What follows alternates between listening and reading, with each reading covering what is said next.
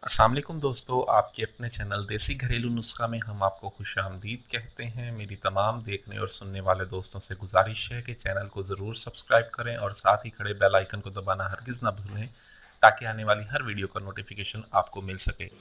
दोस्तों आज का हमारा जो नुस्खा है वो रॉड की लंबाई, मोटाई, सख्ती और ताकत के लिए बहुत ही ज़बरदस्त नुस्खा है।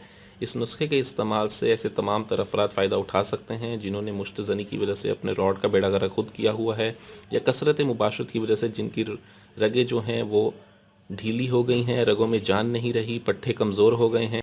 इस नुस्खे को ऐसे तमाम तर अफराद इस्तेमाल कर सकते हैं जिनके रॉड में बिल्कुल ताकत नहीं रही, रॉड अंदर की तरफ धुस गया है, रॉड बिल्कुल पतला हो गया है, छोटा हो गया है और इसमें बिल्कुल ढीलापन आ गया। तो ऐसे तमाम तर अफराद इस नुस्खे को इस्तेमाल करके फ़ायदा उठा सकते हैं। इस नुस्खे में जिन चीज़ों का इस्तेमाल होना है उनमें हमें चाहिए होगी बेर बहूटी। सबसे पहले हमें चाहिए बेर बहूटी का हम इसमें इस्तेमाल करेंगे 2 तोला। जवत्री का हमने इसमें इस्तेमाल करना है 2 तोला।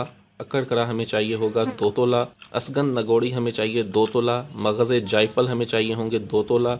जैतून का तेल हमें चाहिए 70 ग्राम और शेर की चर्बी हमें चाहिए होगी 1 तोला। हमने करना ये है कि इन तमाम चीज़ों को हमने अच्छी तरह से बिल्कुल सफ़ूफ़ बना लें, बिल्कुल कूट के पीस के इनको बिल्कुल रगड़ के सफ़ूफ़ बना लें। सफ़ूफ़ बना के आप इसको खूब ज़ोरदार हाथों से 2 से 3 घंटों तक रगड़ें, ताकि ये जो है ताकि जो बेर बहूटी और जवत्री ये अपना तेल छोड़ें और ये तमाम चीज़ें इसमें यकजान हो जाएं, ये तमाम सफ़ूफ़ इसमें यकजान हो जाएं।